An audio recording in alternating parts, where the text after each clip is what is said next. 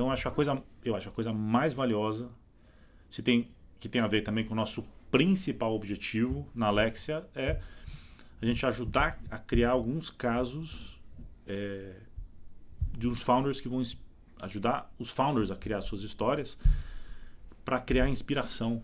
A inspiração de uma história de sucesso, ela tem um efeito absurdamente interessante, né? Em pessoas, investidores, gente que vai considerar aquilo como uma carreira, gente que vai receber dinheiro, vai ter mais liquidez para poder, vai ficar mais animada em fazer mais coisa. Então eu acho que os cases de sucesso é a coisa mais importante de tudo.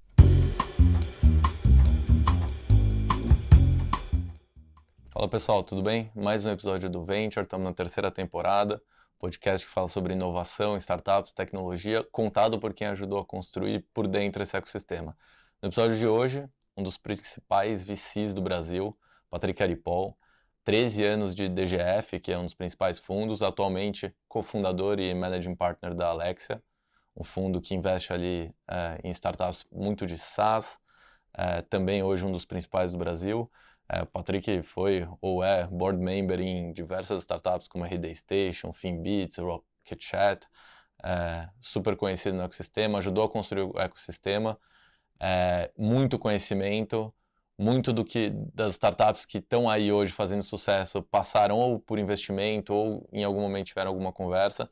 Então, se você quer entender como um VC no Brasil pensa ou se você trabalha com VC, esse episódio é imperdível para você. Antes de começar, queria pedir para você seguir a Snack nos nossos canais, no YouTube, no Spotify, onde quer que você esteja ouvindo, e também no Instagram, snack.co. E um agradecimento especial aos nossos apoiadores, a Yu, que deu um tênis especial para cada um dos nossos participantes. É isso, segue a gente lá, aperta o sininho e vamos para mais um episódio. Fala pessoal, tudo bem? Mais um episódio do Venture. Hoje com o Patrick, mais uma vez com o Dani. Mas, Patrick, obrigado por ter disponibilizado um pouco do seu tempo e vir aqui bater um papo com a gente. Pô, um prazer estar aqui. Poxa, uma honra. Acho que vocês fazem um trabalho fantástico para o ecossistema aqui na Fisher. Pô, tô um orgulho de estar aqui. Obrigado pelo convite. Dani? Que bom. Bom ter o Patrick, contar um pouco a história dele. Começa nos... Desculpa, mas primórdios da internet e tecnologia. Mas é uma honra ter você narrando, então, o teu começo do Vale do Silício, transformação e hoje como um player relevante de VC aqui no Brasil. Pô, eu vou deixar o Patrick contar um pouco mais da história dele, mas o Patrick começou como empreendedor lá no Vale do Silício. Os mais novos talvez só conheçam como VC aqui no Brasil, mas Patrick, conta pra gente um pouco da história, assim, desde o começo, fala como você caiu no ecossistema e aí o que você vem passando e da jornada até agora. Não, super, um prazer. E acho que naquela época, ser empreendedor, você tinha que ser um pouco louco também, né? Porque o ecossistema aqui, inflação alta, etc. Enfim, era muito difícil. Muita gente da minha época que me formei em engenharia em 94, foi para o mercado financeiro e por aí vai. E eu tinha uma paixão, assim, por fazer algo inovador, que mudasse alguma coisa. Minha mãe trabalhava na área de non-profits, meu pai era empreendedor. E eu me fascinei por computação. Minha mãe começou a dar aula de computação também. Eu, na época era mais difícil ser autodidata em computação, mas eu tive essa sorte de conseguir. E me fascinei e queria muito trabalhar com software. E primeiro eu comecei a trabalhar numa empresa, depois de formado, que chama Sear Technologies, que era uma empresa de low-code software. Chamava de outra coisa na época. E a empresa era baseada no Research Triangle, na costa leste dos Estados Unidos. Abriu capital em 95. Eu vi também como depois de abrir capital, como nem sempre é fácil. E foi uma jornada super interessante. Depois disso eu fui trabalhar, assim, depois de abrir capital a empresa não foi bem. E eu vi tudo o que acontece de perder talentos, etc. Uma série de problemas assim. E com isso eu acabei decidindo entrar para a área de estratégia para entender, né? Na época eu era muito inocente, talvez. Eu achei que o melhor produto ganhava, né? Então eu percebi que tem muitos outros aspectos de ciclo de venda, de estratégia comercial, competição. E trabalhei nessa época muitos projetos, sempre com cunho internacional. Então fiz muitos projetos em Índia, Israel, Estados Unidos, umas coisas na América Latina. E depois, um belo dia, o Wolf Klabin, que é meu sócio na Alexia Ventures, né, que é onde eu sou cofundador hoje, e a gente está com um fundo de venture focado em SaaS e dados, ele me convidou para a gente lançar uma Health Tech. E Health Tech me animava por ser um negócio que, a dor é enorme, né? O desalinhamento é enorme, a oportunidade é enorme. A duras penas a gente apanhou e viu quão difícil que é o mercado, mas a gente lançou, expandiu bem, a gente captou dinheiro com Venture Capital. E essa época era a época do .com, a gente começou em 99, final de 98 na verdade. E captamos uma série de rodadas. E assim, se eu começar a descrever alguns dos absurdos que a gente viu na época, acho que dá para abrir uma cervejinha e contar um pouco, mas era realmente uma fase muito... Os investidores que entraram aqui era Chase Capital Partners, eram alguns grupos assim que não eram os venture capitals tradicionais. Então, eu acho que eles também estavam aprendendo um pouco das dinâmicas e a gente apenou um pouco em função disso. E o mercado não estava pronto também, né? O fato é que, daquela época, com muita startup, com muito dinheiro que entrou, poucos sobreviveram e levaram 8 anos ou 10 anos de comer muita grama e penar muito até a hora que alguns deslancharam, né? E, enfim, long story short, a gente fez fusão, fez desfusão, fez confusão, enfim. Mas no final a gente se posicionou muito bem. E estávamos, assim, posso contar uma história só em particular que foi muito emocionante, vamos dizer assim, que a gente estava na mesma semana, nos mesmos dias, tendo reunião de manhã para ver como é que a gente ia fechar, que a empresa ia ser adquirida pelo grande líder internacional, que é o WebMD Healthion. A gente estava o deal praticamente fechado. E de tarde a gente está indo pro advogado para ver como é que é esse passivo trabalhista que a gente não consegue pagar mais uma semana de folha. Então, aqueles momentos muito tensos, né? Que você passa assim, que você está entre o céu e o inferno. E no long story short, a gente acabou fazendo uma outra saída. A gente vendeu a empresa, eu fiquei para fazer a transição. A gente fez um downsizing completo, porque a gente percebeu que o dinheiro não viria mais. E a gente acabou tendo que fazer uma downsizing de 5 países que a gente tinha escritórios para Brasil, e de 3 linhas de produto para uma, que era elegibilidade e autorização de serviços de saúde.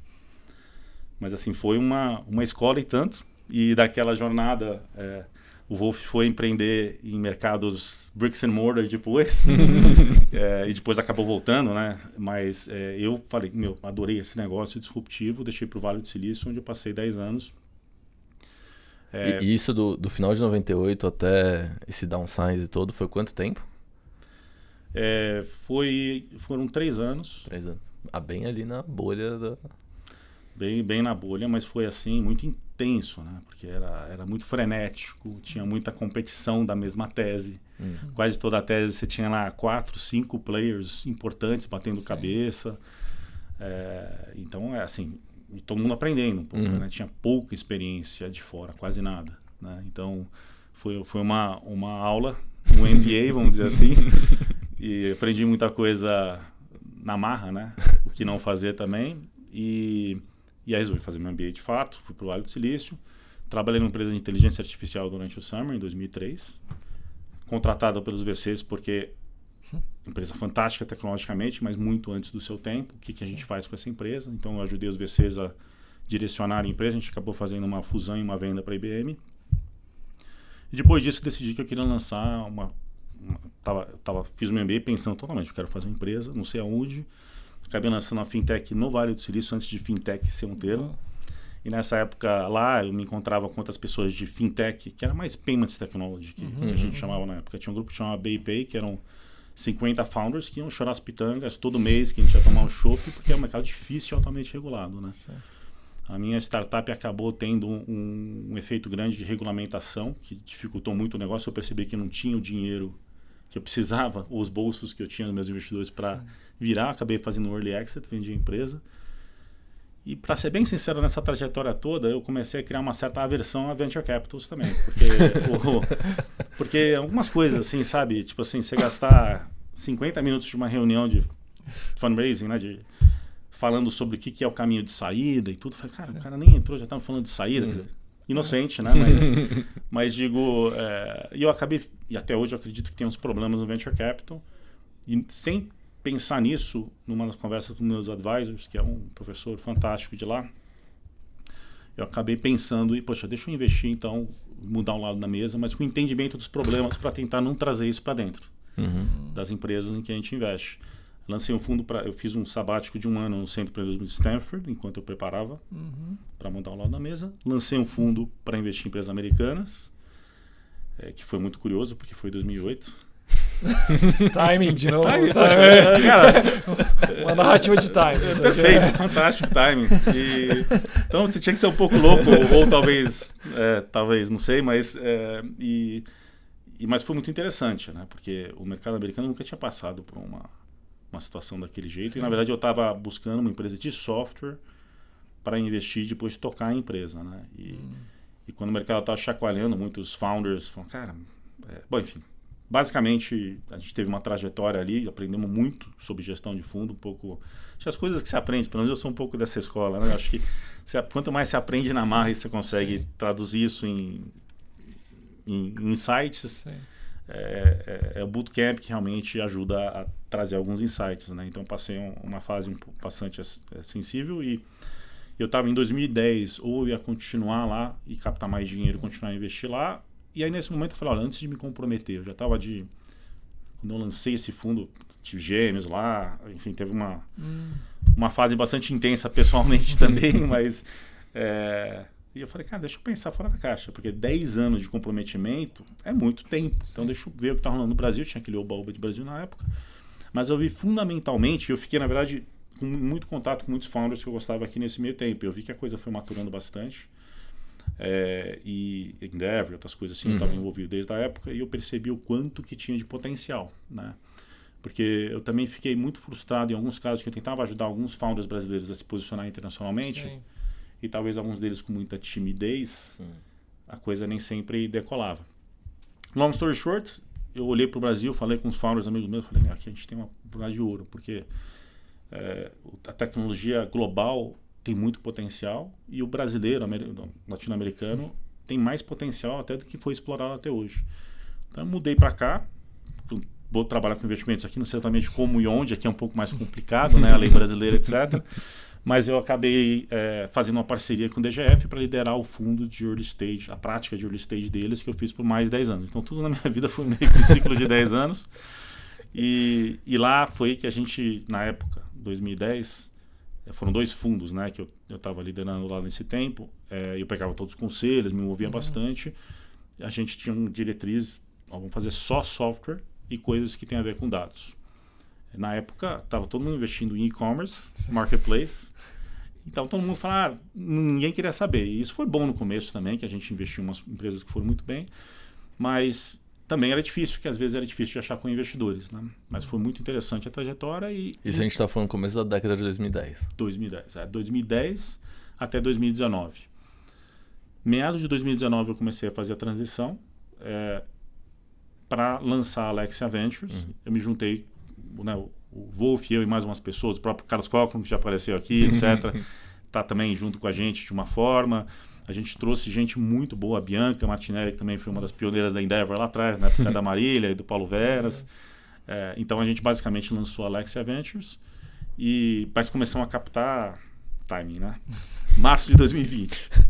Então o Covid ali, a primeira reunião de fundraising que a gente fez, para os investidores a gente quase cancelou, porque a gente começou a ouvir essa coisa da China maluca, a gente falou, cara, a gente acabou fazendo híbrido, primeiro evento de fundraising nosso, e acabamos, enfim, long story short, a gente captou o fundo de $85, e aí começamos a investir mais para final de 2020, e estamos aqui. Então, assim, só para resumir, a gente na Alexia Ventures, a gente foca em investimentos série A principalmente, somente software B2B, especialmente SaaS, AI e uma coisinha de Web3 também, de blockchain.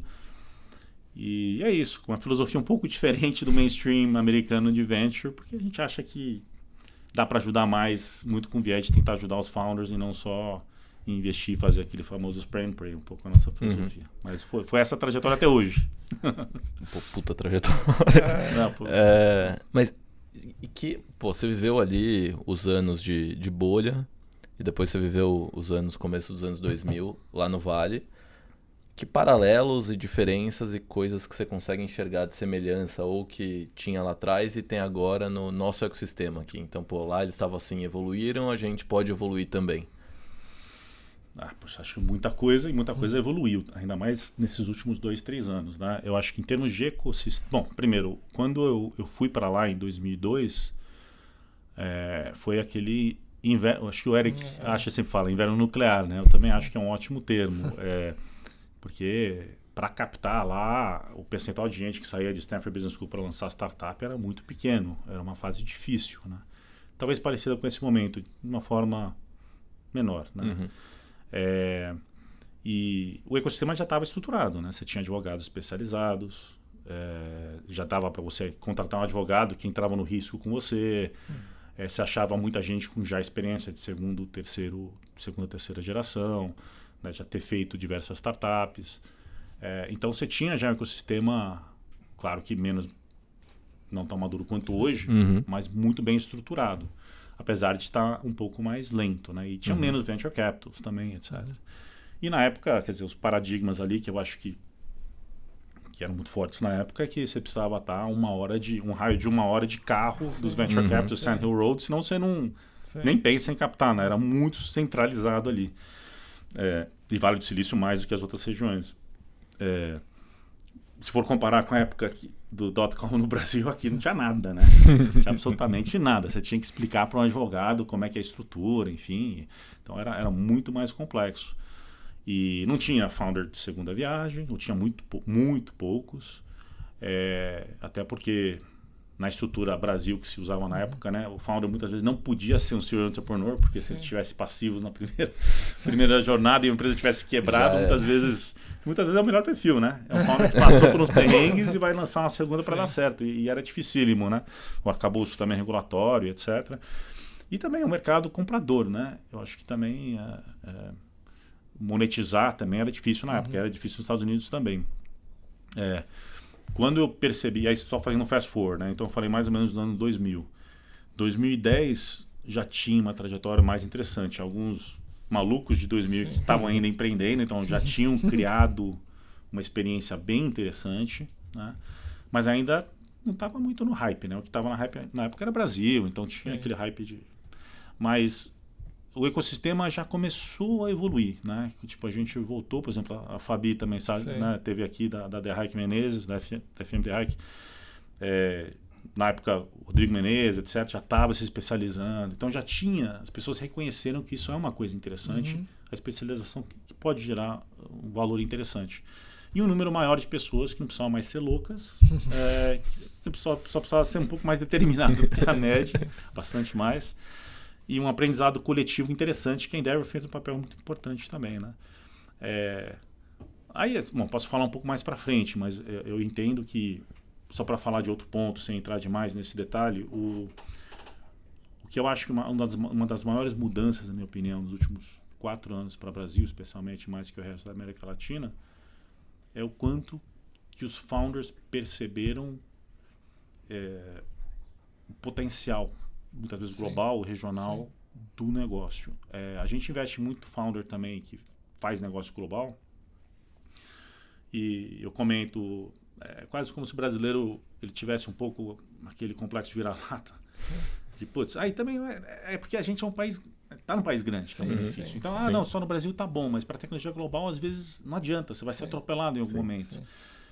Mas o founder que percebeu que pode, e que você meio que levanta a capota nas empresas nos Estados Unidos e fala, a gente pode fazer algo bem melhor, ou o nosso produto já é melhor, eles perceberam que o mundo é um mercado potencial para eles, ou para elas, né? Então isso mudou muito a ótica de você perceber que você pode competir no mercado global. Eu acho que essa foi a maior diferença. Sem contar, claro, tem outros efeitos do dinheiro dar voltas, né? Fundos já darem o retorno inteiro, de você ter o founder que começa a ser investidor anjo, que é um smart money. Então aí que a roda começa a girar. Claro que agora deu uma emperradinha com essa, mas assim, eu acho que é uma coisa saudável o mercado, porque os excessos que a gente viu ano passado se assemelham muito a alguns excessos que a gente viu em 2020 anos antes. Eu ia fazer essa pergunta lá na frente, mas já vamos falar disso agora, já tirar da sala.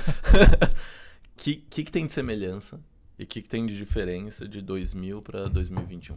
2001 para 2021? Acho que primeiro a diferença, né? A diferença é que na época a tecnologia era uma promessa e pouco mais que isso.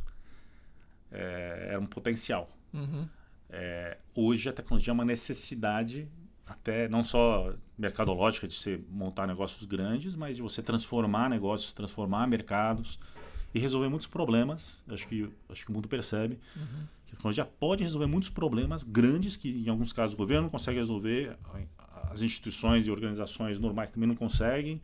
Então, de alguma forma, você resolve dessa forma, né? Com tecnologia e com inovação.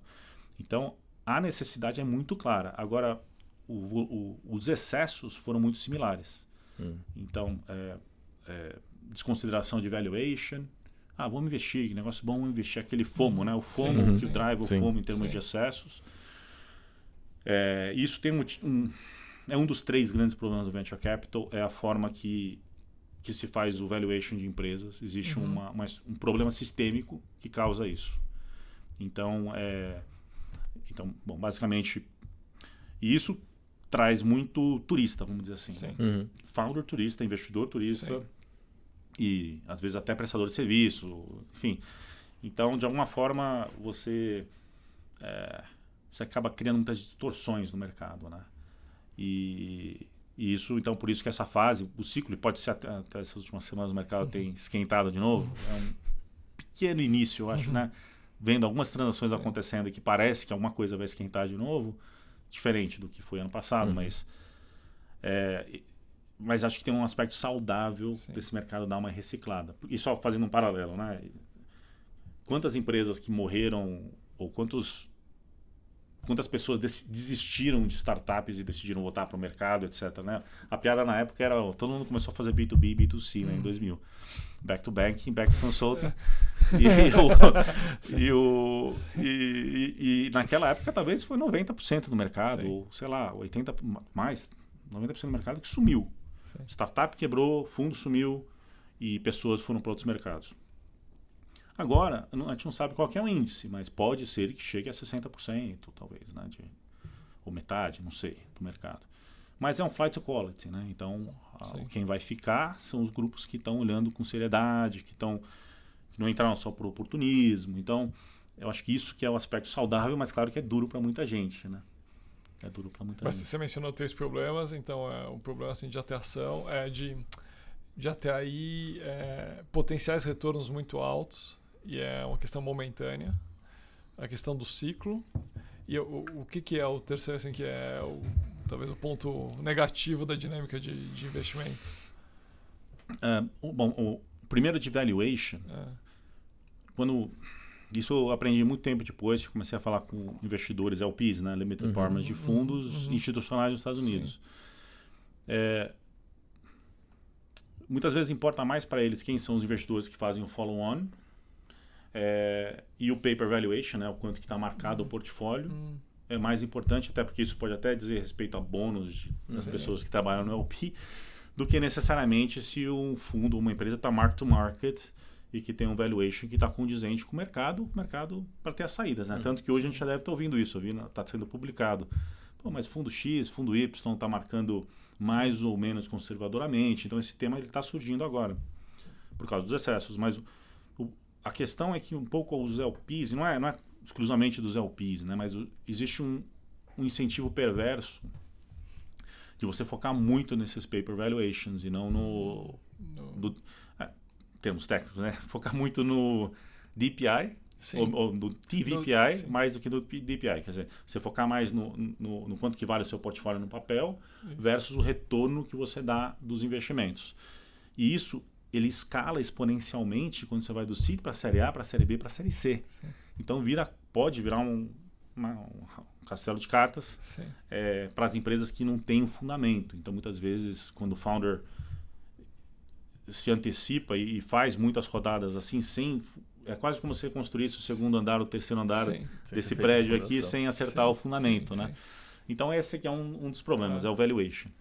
O segundo que existe, ele é claro, tem muito mais, mas esse é um pouco, na minha opinião, é um foco excessivo em marca e menos em pessoa, em logos.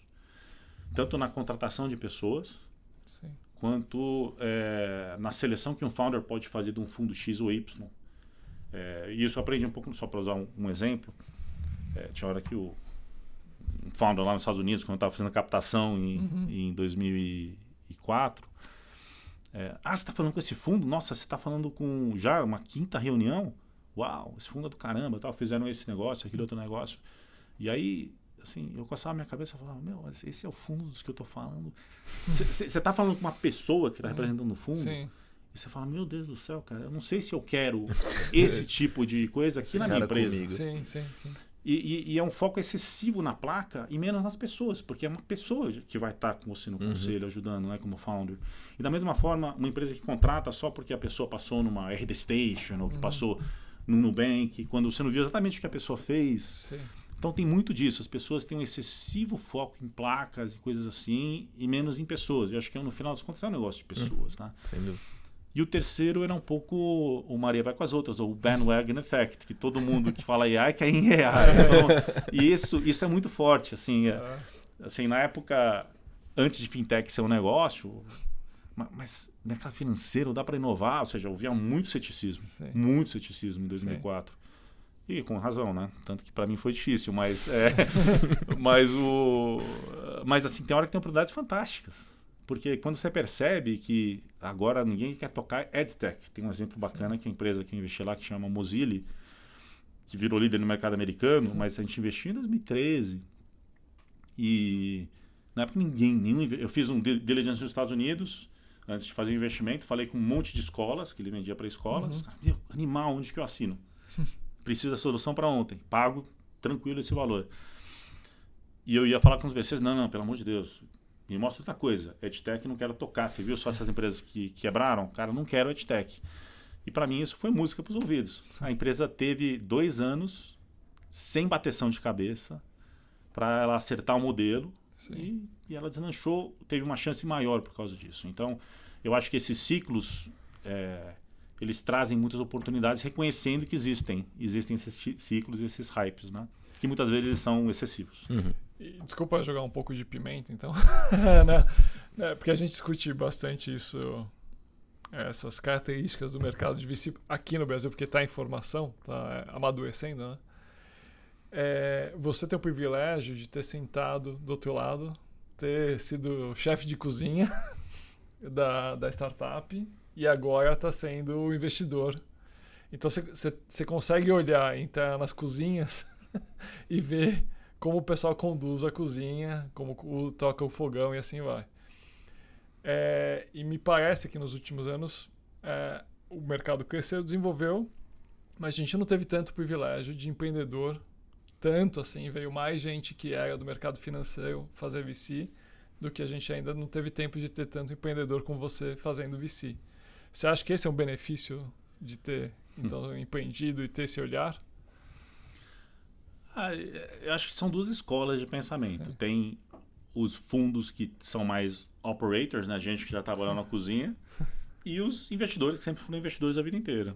E os 2 têm méritos, né? Mas eu acho que a gente é muito envezado. Todo mundo, a nossa equipe, mesmo mais júnior, passou por algum perrengue, passou por alguma coisa de lançar uma empresa ou de fazer alguma coisa assim. A gente acha que isso cria uma capacidade diferente de entender os problemas e criar um relacionamento de confiança com os founders. Então, a gente é muito dessa escola. E também tem a ver com a gente buscar ajudar mais, criar valor, e não ser só um investidor que põe cheque, ficar cobrando número. Sim. É um pouco, mas é filosófico, né? Eu acho que eu acho, e também não é todo empreendedor que dá certo como investidor também, né? Tanto que uma coisa até que me achei bem curioso, né? Quando eu estava procurando alguns investidores anjo para minha startup lá também, alguns investidores falavam, cara, alguns founders me falavam, cara, toma cuidado. Founder de primeira viagem que dá muito certo, ele pode ser um dos investidores mais tóxicos. Sim. Porque founder de primeira viagem deu certo, muitas vezes, puxa, tudo que eu toco vira ouro. Então, um toque de Midas. Aí, toda empresa passa por dificuldades. A hora que você passa pela primeira dificuldade, tem hora que aquele investidor vai entrar e falar, não, deixa que eu resolvo isso. Então, assim, a minha transição, por muito tempo, foi muito difícil. Não difícil, foi muito trabalhosa, porque não adianta eu falar, pô, já vivi isso, não faz.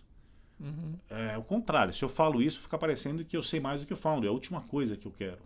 Ter uma visão de que o founder acha, ou eu acho que eu sou melhor que o founder. Pelo contrário, a gente está investindo e apoiando os founders porque eles são muito melhores que a gente, do que eu. Então, a gente tenta lidar com essas questões de uma forma diferente, muito na linha de, assim, putz, eu já vi 3 casos similares ao que você quer fazer, em momentos diferentes, mercados diferentes. Cara, pode te apresentar para essas 3 pessoas, você bate papo e tal, e quando o founder volta, uma vez, se ele digere isso bem, ele pode voltar e falar, não, é isso mesmo que eu vou fazer, obrigado pelas apresentações, eu percebi que tem uma outra armadilha ali, vamos que vamos. Ou então, não, realmente, ele ou ela cria esse conhecimento e vira o seu conhecimento do porquê sim ou não aquilo ali. Então, eu acho que é uma... E claro, nem todo fundo tem essa filosofia.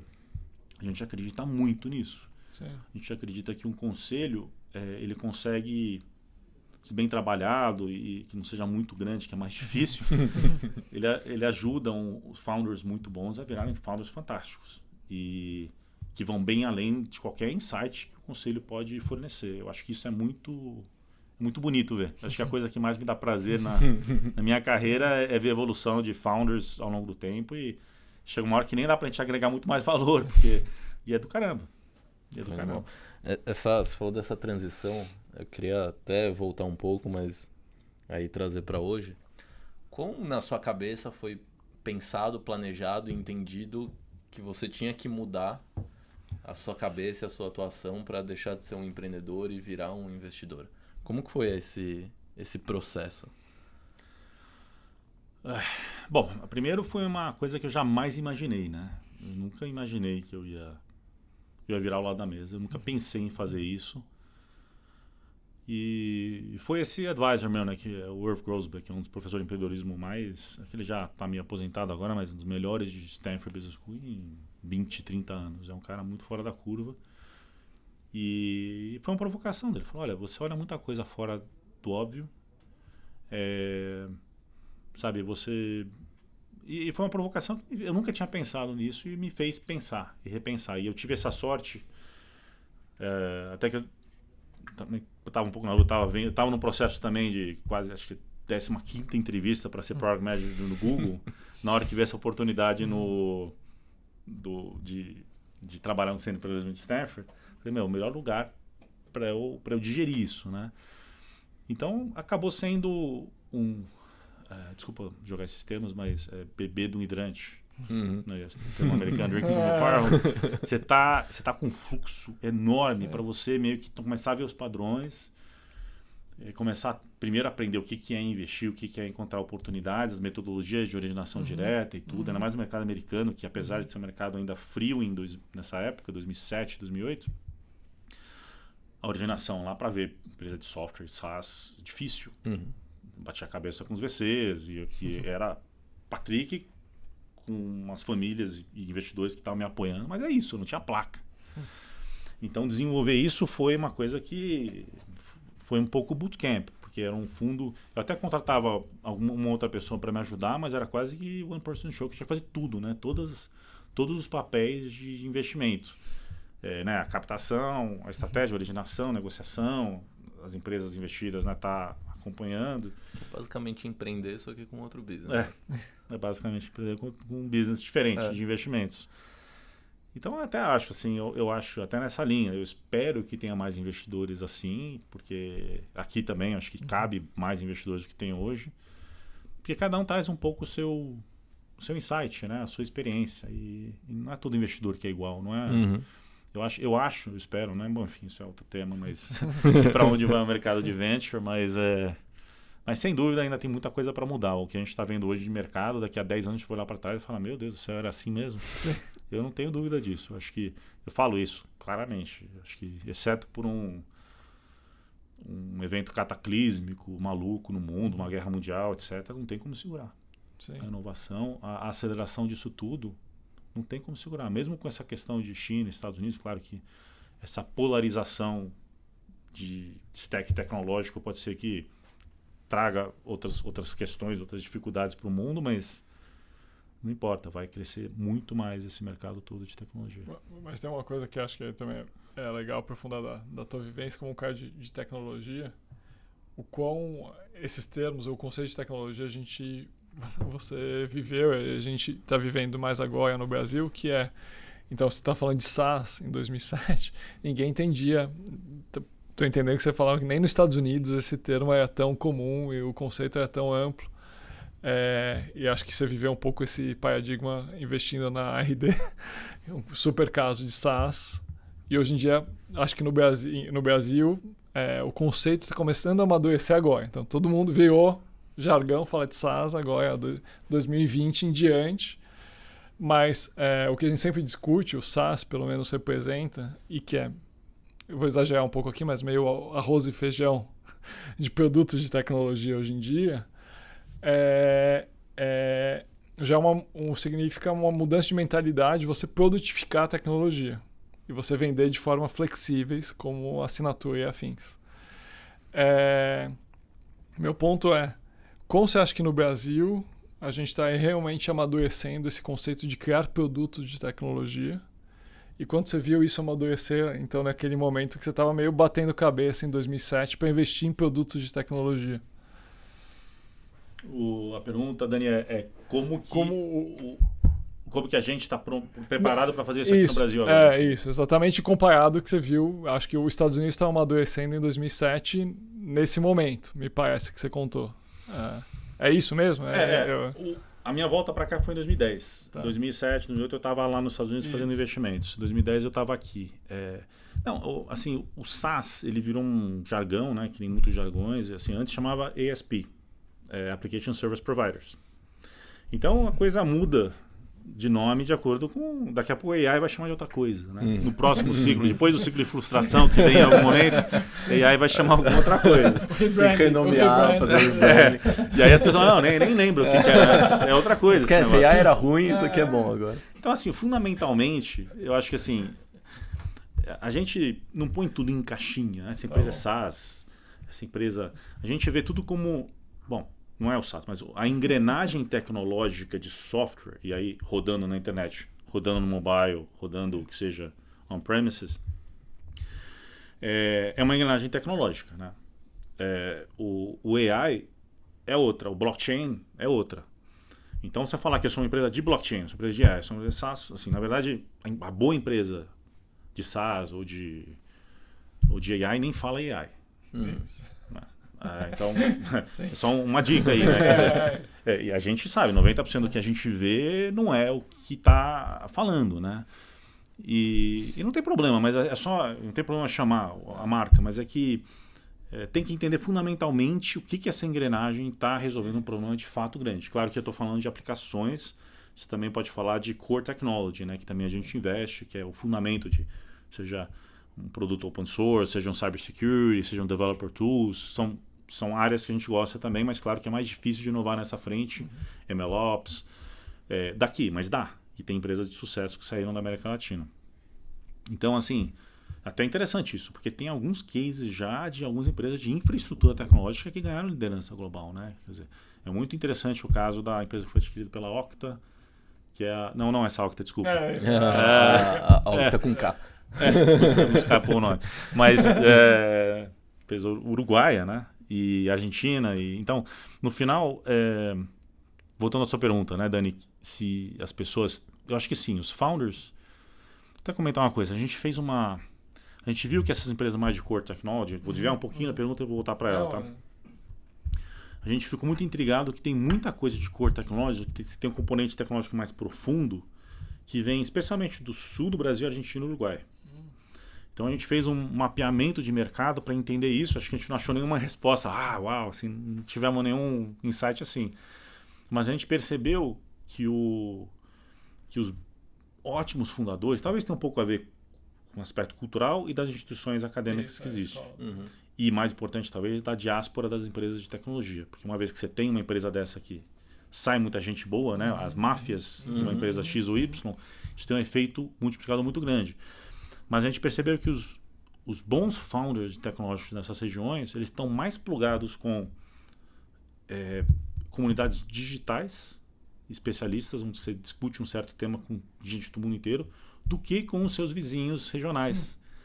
Então a gente percebeu que, na verdade, se tem um insight que a gente pegou, é que o aspecto regional que a gente está vendo hoje, ele tem um pouco menos a ver do que o que você pode fazer hoje digitalmente. Por isso que a gente acredita muito nesse compartilhamento de insights e conhecimento, e os bons founders, eles buscam no mundo inteiro isso. Agora, claro, fora a tecnologia mais parruda também de infraestrutura, você tem também eu acho que assim, eu acho que existe muita capacidade, sim. A minha opinião é que desde já mais de 10 anos, os melhores CTOs aqui são tão bons como os melhores CTOs lá nos Estados Unidos. E tem alguns casos também que você fala, putz, empresa de cybersecurity de Israel, eu adoro Israel, a gente usa como benchmark de globalização, mas tem hora que você olha embaixo de um capô e você vê que tem produtos melhores aqui, em alguns casos. Sim. Então, agora, claro, o ecossistema é mais difícil aqui, você levar um negócio para o mundo daqui é mais difícil. Então, mas eu acho que o número, e aí que é a diferença, né? Você acha muito mais em números de CTOs fora da curva do que você acha aqui nos Estados Unidos, por exemplo, né? Então eu não tenho... E o brasileiro... E aí que tem um aspecto, claro que isso eu sou enviesado, né? Mas eu acho que falando de uma forma mais ampla de skills de founders, skills de personalidade, de perfil, o brasileiro e o latino-americano também tem muita resiliência por necessidade, que é um mercado difícil. Sim. Então eu acho que ainda mais... Vou meditar aqui. Por favor, esse convite é para isso. Mas ele é muito curioso. Sim. Ele é muito curioso, ele é muito curioso e é criativo. Tá. E a criatividade é fundamental. Sim. Né? E ele tem um aspecto interpessoal, aí, por isso que a gente tem essa rede social que é muito forte aqui e tudo. Então tem muitos aspectos, até fazendo um comentário desse aspecto do social. Eu levei o Eric da RD para um evento que a gente foi convidado na Ucrânia, antes, uma semana antes de ter aquele problema, acho que foi 2013 ou 2014, mas um evento super importante para a Europa de tecnologia. E eu não sabia, eu falei, legal, vou conhecer. Não sabia direito o que esperar. O Eric topou vir também, acho que ele foi super parceiro também. E eu fui falar de como é que é o ecossistema da América Latina de investimentos, e ele foi falar de empreender. E foi incrível, porque quando acabou, veio um monte de founder em volta da gente, falando, cara, me explica o que acontece. Porque eu tenho um produto aqui que é global, o maior mercado nosso é Estados Unidos, mas o segundo maior mercado, sem a gente fazer nenhum esforço, é Brasil. Me explica isso. E me fez começar a pensar muito que existe um aspecto de viralização de produto, que as pessoas, assim, quando o brasileiro, na média, ele gosta de uma coisa, ele vai falar para os seus amigos. Ele tem mais esse aspecto de viralizar as coisas. Então, isso pode representar muita oportunidade tecnológica também. Né? Então, tem muitos aspectos, e quando a gente pensa em negócio que pode ir para o mundo, a gente pensa duas perguntas. A gente pensa why yes? Por que faz sentido uma empresa inovar nessa área partindo daqui? Por exemplo, essas coisas de rede social, uma coisa de agtech, que é um mercado grande aqui. Você tem uma série de áreas que faz sentido. Fintech. Mas também tem a pergunta de why not, né? Sim. Então tem hora que você fala, bom, por que não também, né? Quando você acha uma coisa de core technology, você vê muita coisa assim. Então eu acho que o potencial tecnológico e de criação aqui está muito aberto para os bons founders, né? Então, acho que a gente tem acho que isso vai se traduzir em muita coisa interessante nos próximos anos, 10 anos. Eu queria puxar um ponto desse perfil do founder, né? Que você falou, por natureza, criativo e resiliente. E isso é uma coisa que a gente já discutiu um pouco aqui, eu queria pegar a sua opinião, que era lá no começo dos anos 2000, 2010, você tinha pouco capital, você tem um mercado que, diferente dos Estados Unidos, se você quebrar, ele te esmaga. É difícil dar a volta por cima. E isso criou lá atrás um perfil de founder criativo para usar bem o dinheiro, eficiente, resiliente. Mas o mercado mudou nesse tempo. Você começou a ter mais disponibilidade de capital até chegar no que a gente comentou de 2021, que era um dinheiro abundante. Como você acha que isso impactou o perfil do empreendedor, do founder? Ele deixou de ser criativo, ele deixou de ser resiliente, ou o perfil do bom founder ainda é igual de 20 anos atrás? Acho que é uma pergunta, Pietro. Não tenho uma resposta. Bom, em geral, eu acho que o problema que mais foi difícil, é isso que eu tinha meditado antes. A questão mais difícil é quem entrou no mercado quando já estava tudo mais fácil. Porque quase que o mercado ele foi perverso, que ele incentivou essa pessoa a ser melhor em fazer fundraising do que em botar um negócio de pé.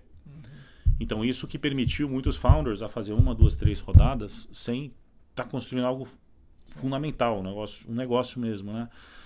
E esse easy money para os founders que viveram só essa trajetória, eles não construíram resiliência e talvez podem ter se contaminado com uma dinâmica que não é sustentável, não era realista. Né? E se a empresa, todo o C-level foi contratado com esse foco total em top line e nada de bottom line, você virar isso de ponta cabeça é muito difícil. A gente, inclusive, falou recente com algumas empresas que a gente gostou muito dos founders, das teses, mas que captaram muito dinheiro e a gente estava achando que a gente achava oportunidades interessantes, né?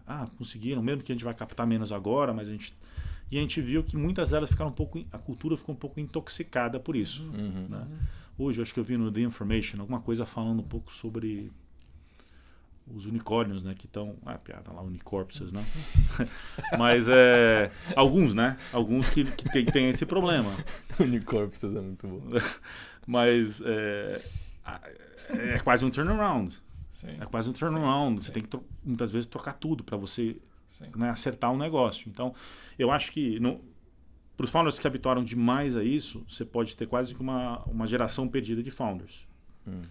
Ao passo que aí você pega as empresas porque também em 2013, 14, antes disso, você pega as empresas quando elas começaram, Quinto Andar, RD Station, era muito difícil. A gente passou umas fases com difícil captação. Eu não estou no Quinto Andar, mas gosto muito do André Penha, do pessoal, Gabriel. Eu acho que eles criaram uma fibra de ter conseguido vivenciar esses mercados assim, muito, muito fora da curva. E é legal, a gente hoje, por exemplo, a gente vê muitas empresas muito interessantes que com pouco dinheiro fizeram muito. Assim, isso assim, eu acho lindo. Né? Acho que tem investidores que acham, não, se você é sério sobre o que você está fazendo, você precisa captar dinheiro com venture. Eu não acho. Eu acho que se você consegue captar e fazer um negócio ótimo sem venture, do caramba, faça. Pega um advisor, faz o que o venture poderia te trazer, as boas coisas, constrói. E tem casos assim. Hoje eu estava falando sobre uma empresa que captou, está com valuation atual de $5 bilhões nos Estados Unidos e captou 500 de dólar, mas não é 500 milhões, 500 mil. Você pega a Viva, a Vivo, né, que é aquela de solução de farma construída em cima do Salesforce, que a Emergence Capital investiu. Fez uma rodada de, sei lá quanto foi, 5, 10 milhões e fez um IPO de 4 bi. Então, quando o investidor quer socar muito dinheiro nas empresas, tem hora que não é possível. Então, eu acho que existe um balanço ali de founders que estão buscando algo... Porque, bom, enfim, não quero desviar demais da pergunta, mas pode. Mas acho que é quase o ponto central que a gente fica discutindo, é super legal estar discutindo com você. Porque acho que, até voltando aos Estados Unidos, as primeiras gerações de empresas de tecnologia, então eu acompanhei um pouco a Oracle, a mesma Microsoft, os founders tinham mentalidade de bootstrapping e de rentabilidade da fundação. Mesmo naquela época, não tinha funding, assim, era ainda mais restrito ainda. Era, verdade. Então, o fundador, mesmo a Apple, é o caso, a Apple ela viveu restrição, mas é quase o primeiro caso de VC, mas viveu restrição. São empreendedores que foram forjados na restrição. E daí a combinação, acho que da restrição, criatividade e com funding preciso para explodir, levou até essas companhias Big Techs. Mas lá eles conseguiram fazer isso. A nossa discussão sempre aqui será que talvez esse momento de restrição não vai trazer esse fruto positivo aqui agora para o Brasil, da gente conseguir uma combinação que até hoje a gente não via, que é a restrição do brasileiro, por ter vivido muito dificuldade, é de ser muito olhar muito para a caixa e pouco para crescimento exponencial. Então não tem a cabeça de exponencialidade. Mas quem sabe agora eles foram infectados positivamente pelo momento que a gente viveu e tem a combinação, né? Essa é a nossa esperança agora para os próximos anos? Você acha que é possível sonhar assim? Eu acho que sim. Eu acho que vai ser bom no final das contas. Mas, claro que a trajetória, a jornada vai ser difícil. E assim, pode ser que o mercado pegue o balbo de novo, porque tem muito dinheiro ainda já captado que vai ser investido, né?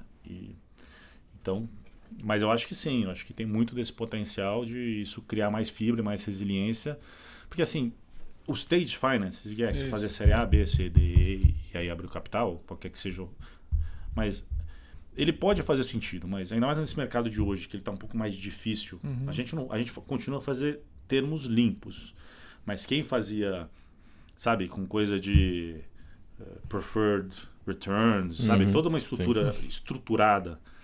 Quando você faz muitas rodadas, você pode destruir a empresa. A gente já viu alguns casos que, será que a gente consegue limpar isso para os founders, para limpar a mesa e arrumar? E é dificílimo fazer, desenroscar isso. Então, tem sim alguns downsides e riscos de você fazer o stage financing se você não precisa. Ainda mais se você não precisa. Se você vai competir com uma empresa que vai fazer 2 rodadas e você vai tentar fazer 10, cada rodada, pelo menos, você vai ter se isso daqui é uma mesa de conselho, estamos nós 3 aqui, né? Pietro, Dani, eu. E é simples, somos 3. Imagina se tem a mesa cheia aqui com 12 pessoas no conselho. É muito mais complexo, porque é exponencialmente mais complexo. É uma relação 2 e 3. Você tem 12 pessoas, é exponencialmente mais complexo. Então, é mais fácil de um board ser menos produtivo para os founders. Então, tem alguns downsides do stage financing que, claro, se você puder usar menos capital, melhor. E que nem os exemplos que você citou, Dani, acho que a eBay, que é um negócio B2C, foi altamente capital eficiente. A gente gosta muito de capital efficiency, porque na nossa visão, o capital efficiency, você fazer mais e conseguir equilibrar com uma rodada série A, e é mais fácil fazer isso no B2B, onde a gente trabalha, né? Dá liberdade para os founders.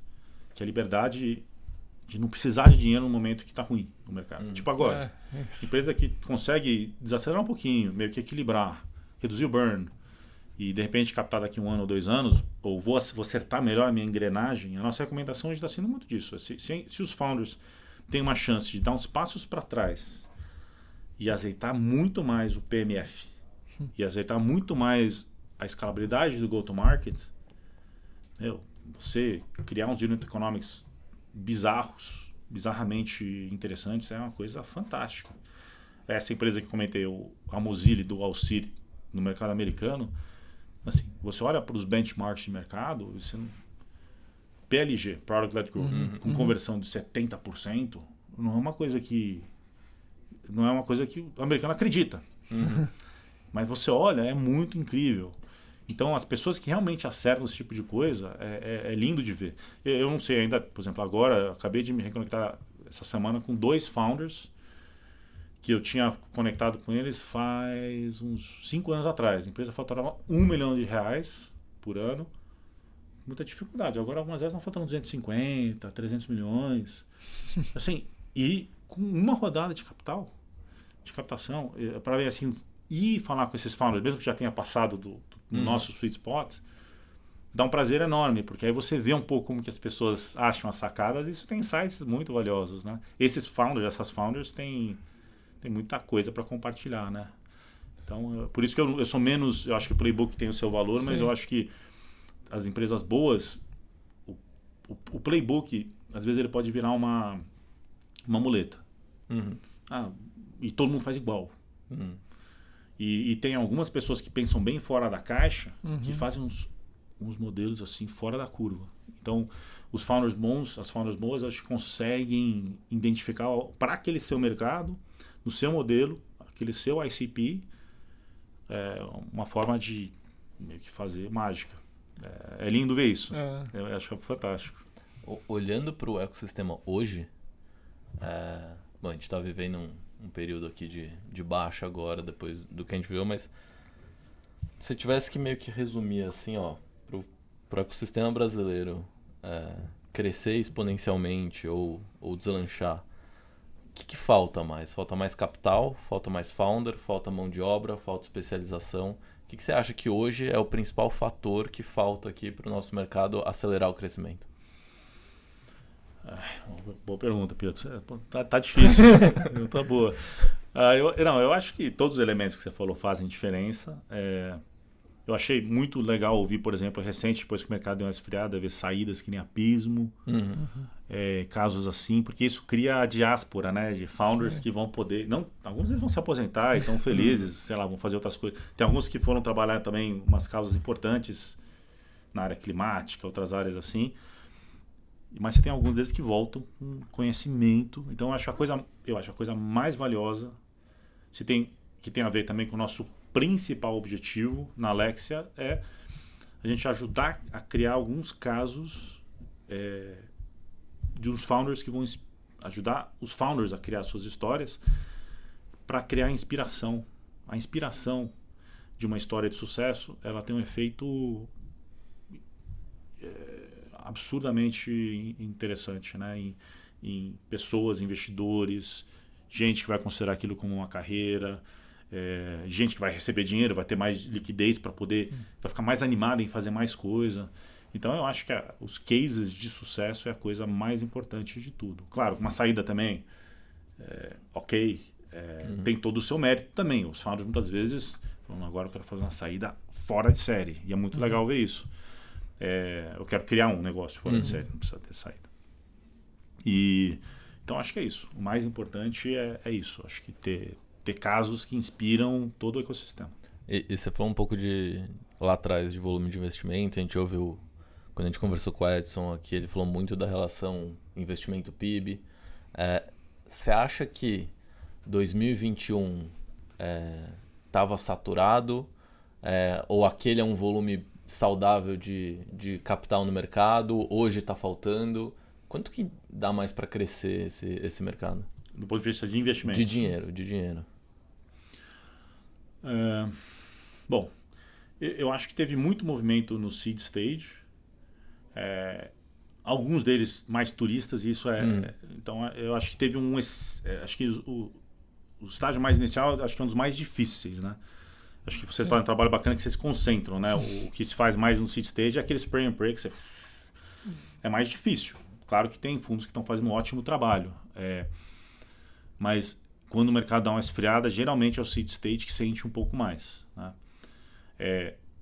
Não, vou falar uma opinião, posso estar errado, mas é um pouco uma área que eu imagino que está acontecendo. Eu acho que a Série A eu acho que poderia ter mais investidores, mas acho que falta muito mais Série B para frente. A Série B para frente tem muito poucos investidores. Então eu acho que ali, especialmente Série B para frente, seria interessante ter, porque bem ou mal, os fundos estrangeiros, se você pegar esses últimos 20 anos, os investidores de helicóptero, né, que não tem escritório aqui, mas vêm aqui para fazer alguns investimentos e tal, são ondas. E geralmente é um sócio num fundo que fala, não, beleza, vamos ajudar a fazer isso aqui. Ele vem, tenta fazer uma franquiazinha, fazer uns investimentos no Brasil, na Argentina, no México. E aí tem hora que sai.